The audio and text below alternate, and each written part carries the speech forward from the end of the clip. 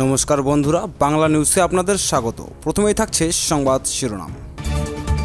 মুসলিম অধ্যুষিত কাশ্মীরে যাবেন না, বাঙালি পর্যটকদের নিদান শুভেন্দুর, তুঙ্গে বিতর্ক। বাংলা সহায়তা কেন্দ্রে হাজার কোটি টাকার লেনদেন, সাফল্যে আলপুত মুখ্যমন্ত্রী। দিল্লির মন পেতে হাসিনার আমকূটনীতিতেই আস্থা ইউনূসের, মোদিকে পাঠালেন ঝুড়ি ভর্তি হাড়ি ভাঙা। এসএসসি নিয়োগ বিজ্ঞপ্তি চ্যালেঞ্জ মামলায় রাজ্যের কাছে নথি তলব হাইকোর্টের। দিল্লিতে আটক বাঙালি শ্রমিকদের বাংলাদেশে পাঠানো হচ্ছে, কেন্দ্রের রিপোর্ট তলব হাইকোর্টের।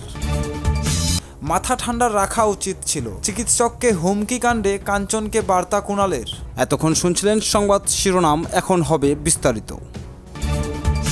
মুসলিম অধ্যুষিত কাশ্মীরে যাবেন না, বাঙালি পর্যটকদের নিদান শুভেন্দুর, তুঙ্গে বিতর্ক। কোনো বাঙালি কাশ্মীরে যাবেন না, মুসলিম অধ্যুষিত এলাকায় যাবেন না, এএনআইকে দেওয়া এক সাক্ষাৎকারে বলেন বিরোধী দলনেতা শুভেন্দু অধিকারী, যেখানে স্বয়ং প্রধানমন্ত্রী নরেন্দ্র মোদী পর্যটকদের কাশ্মীরে যাওয়ার জন্য উৎসাহিত করেছেন, আহ্বান জানাচ্ছেন। সেখানে তার দলের ওই বাংলা নেতা বলছেন যে ওই রাজ্যে যাবেন না, জানিয়ে তুঙ্গে বিতর্ক। পহেলগাঁও কাণ্ডের পর কাশ্মীর নিয়ে সাধারণ মানুষের মনে ভীতি তৈরি হয়েছে। প্রধানমন্ত্রী মোদী সেই ভয় দূর করতে উদ্যোগী। কাশ্মীরের মুখ্যমন্ত্রী ওমর আবদুল্লাহ নিজে সবাইকে আমন্ত্রণ জানাচ্ছেন। সমস্ত বাঙালিকে তিনি ভূস্বর্গে আমন্ত্রণ জানিয়েছেন।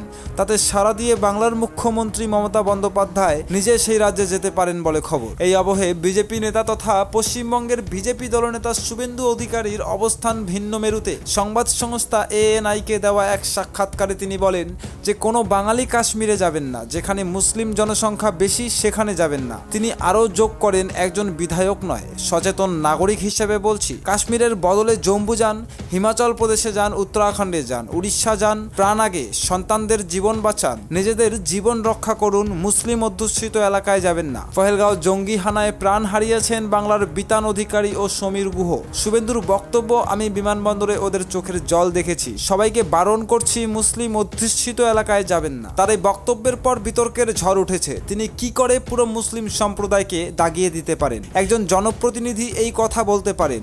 উঠেছে সেই প্রশ্ন, যেখানে তার দলের ওই সর্বোচ্চ নেতৃত্ব কাশ্মীরে যেতে পর্যটকদের উৎসাহ দিচ্ছেন, উদ্যোগী হয়েছেন স্বয়ং প্রধানমন্ত্রী। তারপর ওই শুভেন্দুর বিপরীত মেরুতে অবস্থান নিয়ে সমালোচনার ঝড় বইছে। কাশ্মীরের নিরাপত্তার দায়িত্বে রয়েছে কেন্দ্রীয় সরকার, বলা ভালো অমিত শাহের স্বরাষ্ট্র মন্ত্রক গোটা দায়িত্বে। এই বক্তব্যের প্রশ্ন, তাহলে কি শুভেন্দু প্রধানমন্ত্রী ও স্বরাষ্ট্রমন্ত্রীর উপরেও আস্থা রাখতে পারছেন না? উল্লেখ্য, বৃহস্পতিবার নবান্নে এসে বাংলার মুখ্যমন্ত্রী মমতা বন্দ্যোপাধ্যায়ের সঙ্গে সাক্ষাতের পর সংবাদ মাধ্যমের মুখোমুখি হয়ে পহেলগাঁও কাণ্ডের জন্য আতঙ্কিত না হয়ে বাংলার পর্যটকদের আরও বেশি করে কাশ্মীরমুখী হওয়ার আহ্বান জানিয়েছেন তিনি। ওমর আবদুল্লার পাশে দাঁড়িয়েই রাজ্যবাসীকে কাশ্মীরে যাওয়ার পরামর্শ দিয়েছেন মুখ্যমন্ত্রী মমতা। বলেন ওরা নিরাপত্তা দেবে, মুখ্যমন্ত্রী সেই রাজ্যে যেতে পারেন বলে খবর। বাংলা সহায়তা কেন্দ্রে হাজার কোটি টাকার লেনদেন, সাফল্যে আলপুত মুখ্যমন্ত্রী।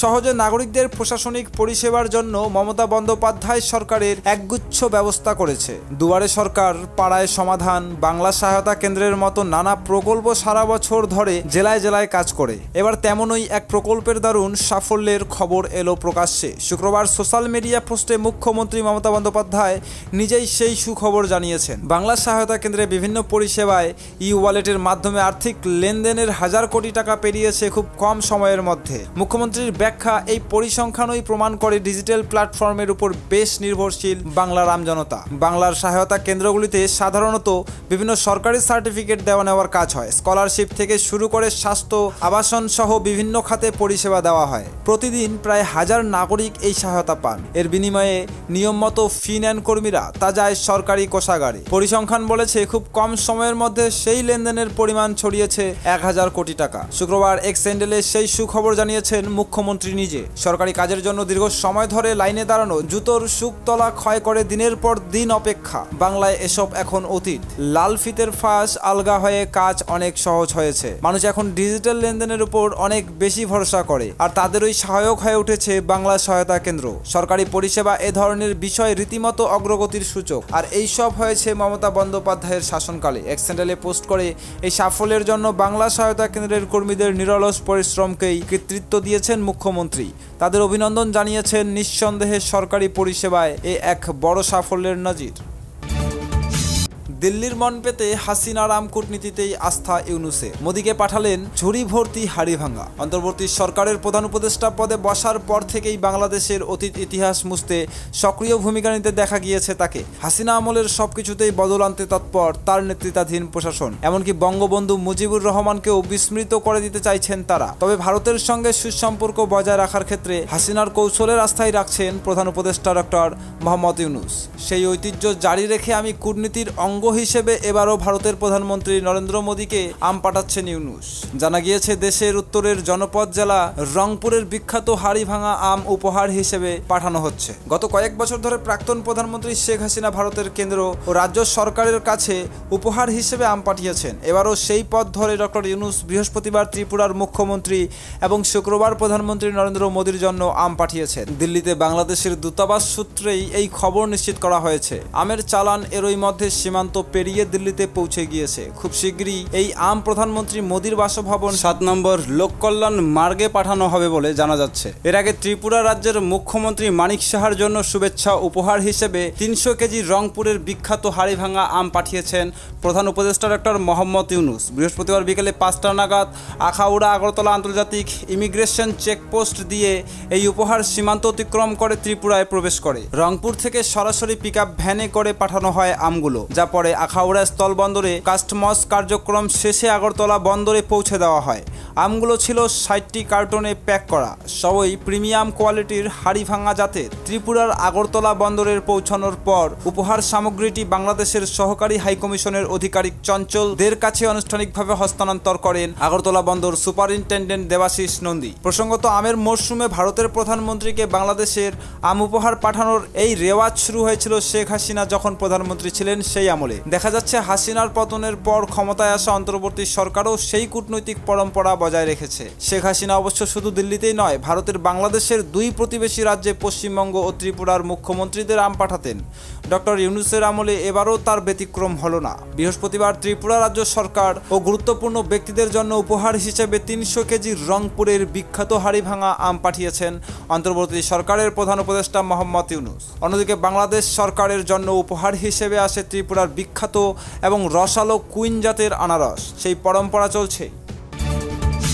এসএসসি নিয়োগ বিজ্ঞপ্তি চ্যালেঞ্জ মামলায় রাজ্যের কাছে নথি তলব হাইকোর্টে। এসএসসির নতুন নিয়োগের বিধি ও বিজ্ঞপ্তি চ্যালেঞ্জ মামলায় রাজ্যের কাছে একগুচ্ছ নথি তলব করল কলকাতা হাইকোর্ট। বিচারপতি দেবাংশু বসাকের 26,000 চাকরি খারিজের চ্যালেঞ্জ মামলায় সুপ্রিম কোর্টে ইতিমধ্যে নথি জমা দিয়েছে রাজ্য। সেই সমস্ত নথি আগামী শুনানিতে জমা দিতে হবে হাইকোর্টে। বিচারপতি সৌমেন সেনের ডিভিশন বেঞ্চে আরও নির্দেশ, রাজ্যকে নতুন রুল ও বিজ্ঞপ্তির যে সব অংশ চ্যালেঞ্জ করে মামলা দায়ের হয়েছে, সোমবারের শুনানিতে তার জবাব দিতে হবে। সুপ্রিম কোর্টের নির্দেশে রাজ্যের প্রায় 26,000 শিক্ষক ও শিক্ষাকর্মীর চাকরি যায়। নতুন করে পরীক্ষা নিতে হবে বলেও সর্বোচ্চ আদালত জানিয়ে দেয়। সেজন্যই সময়সীমাও বেঁধে দেওয়া হয়েছিল।